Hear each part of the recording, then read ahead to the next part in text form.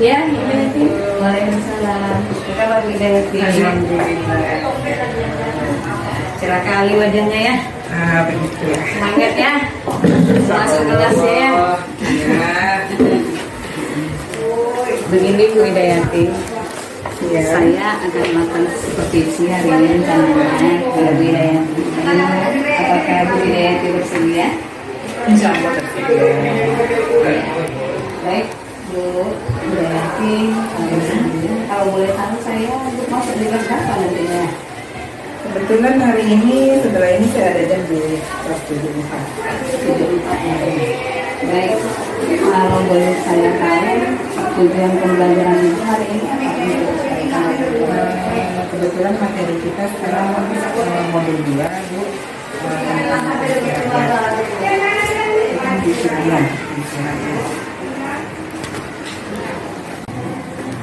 Sesuai dengan materi tadi, bilang fungsi rakyat. Kalau boleh tahu saya tujuan pembelajaran dari hari ini apa ya?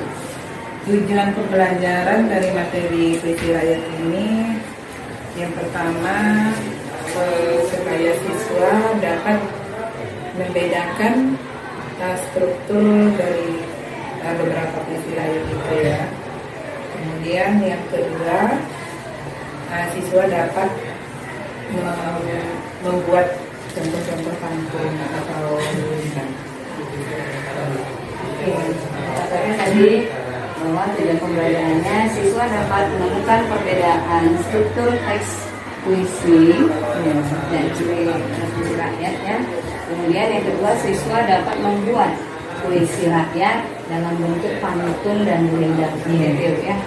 Nah, kalau boleh tahu juga area pengembangan yang hendak dicapai dan tujuan pembelajarannya itu apa ya? Area pengembangan yang hendak dicapai dalam kegiatan pembelajaran ini ya secara umum itu seluruh siswa itu supaya betul-betul bisa memahami bisa membedakan struktur puisi rakyat tersebut ya. Yang pertamanya yaitu membedakan pantun. Yang kedua, seluruh siswa bisa membedakan struktur gurindam. Kemudian yang ketiganya ya, seluruh siswa bisa membuat puisi rakyat itu baik dalam bentuk pantun maupun gurindam. Jadi area yang dikembangkan secara individu nantinya ya Bu ya. Iya, Bisa individu membedakan apa itu pantun, struktur pantun, gurindam. Kemudian dapat membuat secara individu juga nanti membuat yang bagus sekali ya. Nah, untuk mencapai area pengembangan itu kira-kira apa strategi yang akan Ibu persiapkan untuk mencapai hal itu? Ya, di sini saya coba melakukan pendekatan saintifik. Di sini seluruh siswa saya beri penjelasan dulu atau saya berikan beberapa contoh-contoh puisi rakyat baik itu dalam bentuk pantun, gurindam dan juga mantra. Kemudian setelah seluruh siswa membaca dan menelaahnya, kemudian di situ saya bagi mereka menjadi beberapa kelompok. Ya, saya bagi jadi beberapa kelompok. Kemudian dengan menggunakan LKPD saya minta kepada setiap kelompok itu untuk bekerja sama mendiskusikan tentang perbedaan puisi, gurindam dan juga mantra. Yang pertama itu berdasarkan strukturnya. Kemudian mereka juga mendiskusikan perbedaan-perbedaan puisi rakyat itu berdasarkan ciri-ciri kebahasaan. Nah, setelah mereka selesai melakukan diskusi dan mendapatkan hasil diskusi, mereka sudah menemukan perbedaan-perbedaan dari ketiga contoh puisi rakyat tadi. Kemudian mereka saya minta untuk setiap kelompok mempresentasikan secara bergantian. Nah, kemudian setelah mereka semua paham, ya tidak lanjutnya mereka yang saya tugaskan untuk membuat pantun gurindam secara individu. Berarti strategi ini yang pertama tadi menggunakan pendekatan secara kritik ya, Bu, ya. Iya. Lakukan pendekatan kritik, kemudian nanti siswa yang dibagi kelompok, Iya. cara berdiskusi mereka akan diskusikan tujuan dari video tadi ya, materi tadi. Kemudian ibu ada yang memberi contoh-contoh dulu ya seperti itu ya, Iya. supaya anak lebih gampang dan lebih Iya. ya. Dan kemudian nanti kalau menyiapkan KBD ya, Bu. Iya, sudah ada. Kemudian ada nanti setelah itu hasil anak akan dipresentasikan gitu. Iya.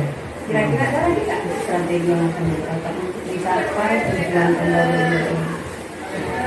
Selain dari itu, Ya, selain dari tulisan titik, diskusi tadi, ada lagi kira-kira.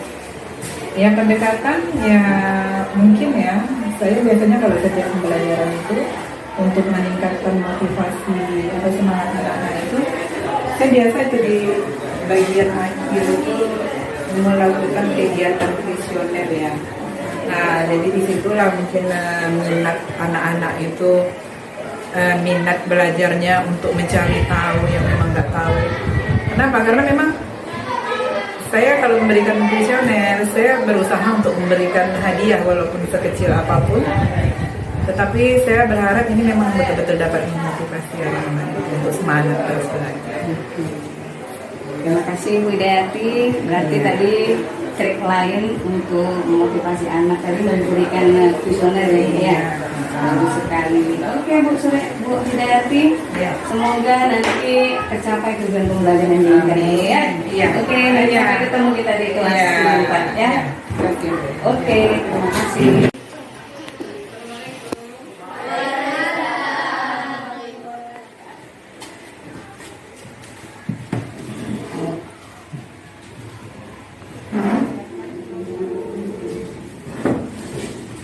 Jabrak, madrak, dabrak.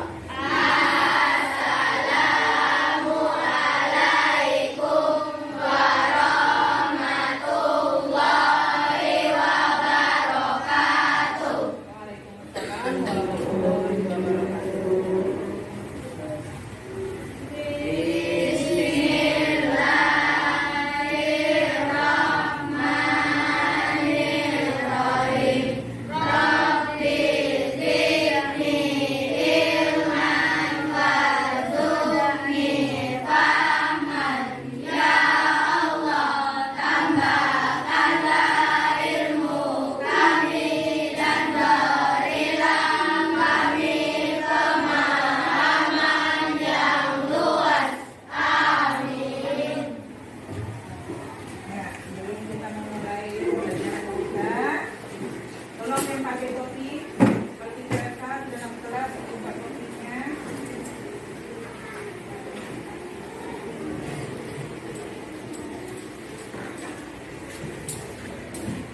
Ketua kelas yang dibacakan hari ini siapa? Siapa? Keterangannya? Keterangannya ada?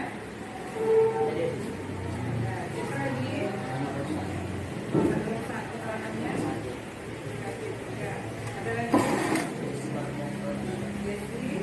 Latihan keterangannya?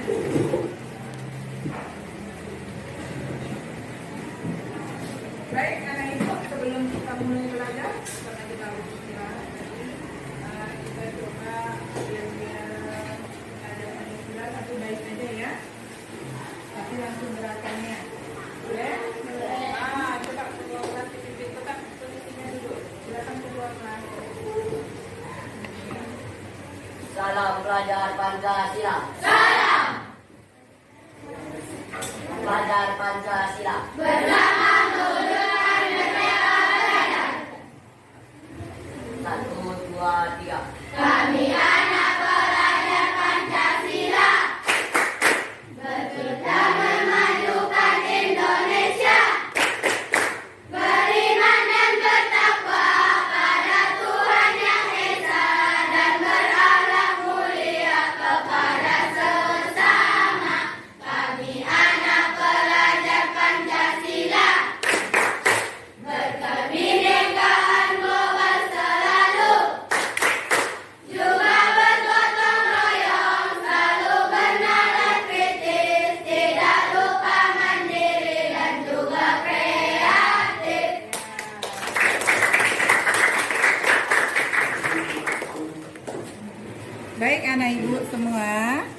kita sudah masuk ke modul 2. Pembahasan kita tentang apa kemarin? Tentang puisi rakyat. Apa saja isinya puisi rakyat? Pantun, Ada pantun, gurindam, pantun, gurindam, mantra, mantra. Baik. Jadi hari ini kita akan membahas materi ini tentang bagaimana strukturnya, kemudian ciri-ciri kebahasaan yang digunakan di dalam puisi rakyat. Jadi nanti setelah pembelajaran ini, tujuan dari pembelajaran kita hari ini, yang pertama anak ibu bisa membedakan struktur pantun, gurindam, dan mantra. Kemudian yang selanjutnya anak ibu juga tahu perbedaan ciri kebahasaan dari pantun, gurindam, dan mantra. Sudah dibaca-baca bukunya di rumah? Sudah? Sudah. Baik. Kita akan kerja kelompok. Nanti bersama kelompoknya masing-masing, anak ibu semuanya akan mendiskusikan apa perbedaan dan apa persamaan dari ketiga puisi rakyat, baik itu pantun, gurindam, dan mantra. Nanti kalian lihat secara struktur, kemudian lihat juga secara kebahasaan yang digunakan di dalam ketiga puisi rakyat tersebut. Nah, anak ibu, berdasarkan kelompok yang sudah kita bentuk kemarin, silakan disusun rapi mejanya. Berapa kelompok kita kemarin? Ada 5. Jadi ini kelompok 1, itu kelompok 2, ini kelompok 3, kelompok 4, dan ini kelompok 5. Silakan disusun serapi-rapi. Jadi ibu akan membagikan tentang tujuannya, ya. Silakan.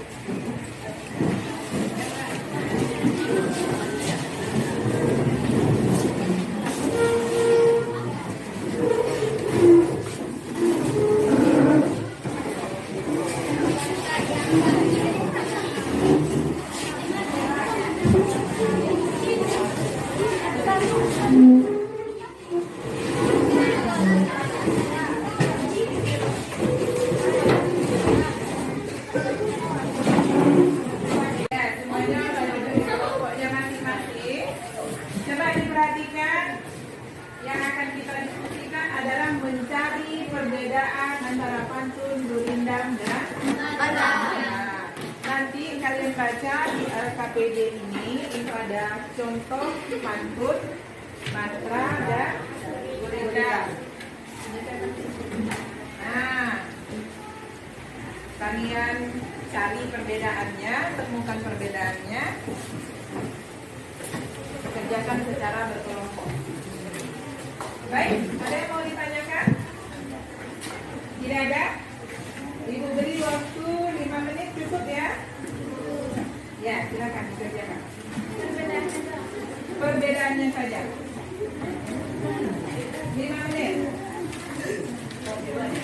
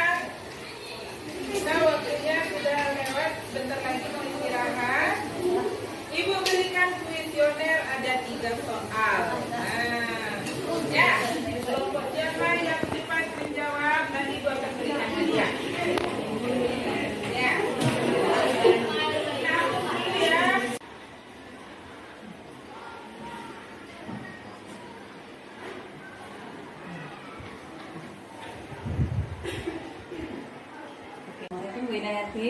Waalaikumsalam. Ya, bagaimana kabarnya? Alhamdulillah. Ya, bincang lagi kita nih Bunda Yati. Iya. Oke. Bagaimana perasaan Ibu setelah diobservasi kemarin, Bu? Saya merasa senang sekali bisa diobservasi. Ya, senang ya Bu ya, sudah lega rasanya ya. Ya. Kira-kira apa yang sudah baik yang sudah Ibu lakukan dalam pembelajaran yang Ibu lakukan kemarin? Yang saya rasa ya, yang saya rasa udah cukup baik yang saya lakukan adalah ketika kegiatan pembelajaran itu saya sudah menerapkan strategi atau metode pembelajaran yang memang sudah saya rancang sebelumnya. Yang sudah baik berarti Ibu sudah menerapkan metode pembelajaran yang sudah direncanakan kemarin sewaktu pas pra observasi kemarin ya. Nah, apa pula kekurangan yang Ibu rasakan? Walaupun saya sudah menerapkannya, tetapi saya rasa memang metode yang saya terapkan itu belum maksimal ya, karena masih saya temukan beberapa orang siswa yang tidak begitu aktif di dalam mengikuti kegiatan diskusi. Yang metode pembelajaran yang saya terapkan kemarin itu metode diskusi. Ya. Berarti masih ditemukan siswa yang kurang aktif dari metode diskusi yang dilakukan kemarin ya. Nah, kalau boleh tahu apakah pembelajaran yang Ibu lakukan kemarin sudah sesuai dengan tujuan yang di pra observasi? Kalau untuk tujuan ya, karena saya sampaikan tadi masih ada beberapa orang siswa yang tidak begitu aktif, jadi tujuannya belum sepenuhnya tidak tercapai. Masih sekitar 65%. Iya. Berarti belum sesuai dengan harapan seperti itu lah ya Bu ya. Masih ada juga kurangnya. Iya, masih ada kurangnya. Nah, kira-kira apa penyebabnya ya Bu ya? Maka anak tersebut ada sebagian katanya tadi yang kurang seperti itu lah dalam menerima itu. Iya. Kalau penyebabnya ya lumrah ya Bu ya. Kalau setiap kelas itu pasti ada anak-anak yang memang nggak fokus, anak-anak yang lebih banyak bermain, bahkan di dalam forum diskusi pun dia masih sempat juga bermain, akan mengganggu kawannya. Kemudian juga kelalaian saya, memang saya akui jangkauan saya untuk mengontrol mereka itu terbatas karena kelompok-kelompok ya. Jadi terkadang saya harus melayani kelompok yang ini, sementara kelompok yang ini sudah tidak terkendalikan oleh saya. Nah, kata Ibu tadi anak yang seperti itu tadi karena dia kurang fokus, banyak bermain, mengganggu temannya, dan kemudian jangkauan Ibu untuk ke kelompok-kelompok lain itu kurang seperti itu ya. Nah, apa yang akan Ibu lakukan kira-kira untuk meminimalisir hal itu terjadi? Yang akan saya lakukan ke depannya kalau seandainya saya masih menerapkan metode diskusi, itu saya memang harus menunjukkan kepada siswa kalau saya memberikan penilaian secara otentik. Ya, saya akan menunjukkan kalau saya sedang menilai sikap mereka, praktikan mereka, itu memang saya harus tunjukkan dan saya melakukan penilaian. Kemudian kalau seandainya memang ini kurang efektif juga, saya akan mengganti metode pembelajaran saya. Kali diskusi ini kurang menyenangkan ya. Kadang anak-anak bosan ini, tunggu aja masuk diskusi lagi. Nah, kata Ibu tadi akan menunjukkan lembar penilaian Ibu mengenai sikap itu membuat anak supaya terlihat bahwasanya kita sedang menilai gitu ya. Iya. Agar anak itu tadi lebih tahu serius lagi gitu ya. Nah, kemudian mengganti strategi gitu ya. Nah, kira-kira ada lagi nggak selain itu Bu? Saya akan mengganti metode pembelajaran. Selain dari itu, saya akan terus memberikan refleksi setiap kegiatan mereka yang mereka lakukan. Saya akan berikan refleksi, saya akan memberikan apresiasi. Kemudian juga saya akan coba mengganti metodenya dengan metode bermain peran. Ya, karena saya merasa kalau anak-anak ini kalau diajak bermain peran, mereka suka Mereka semangat Semangat, dalam belajar itu. Oke. Wah, bagus sekali Bu Hidayati. Iya. Ya, tindak lanjutnya itu nanti akan yang pertama membuat refleksi pembelajaran setelah pembelajaran selesai ya Bu ya. Kemudian memberi apresiasi kepada siswanya, Iya. kemudian mengganti dengan metode bermain peran Iya. agar anak itu termotivasi kembali gitu ya Bu ya. Iya. Bagus sekali. Semoga kedepannya pembelajaran lebih bagus lagi ya Bu ya. Iya.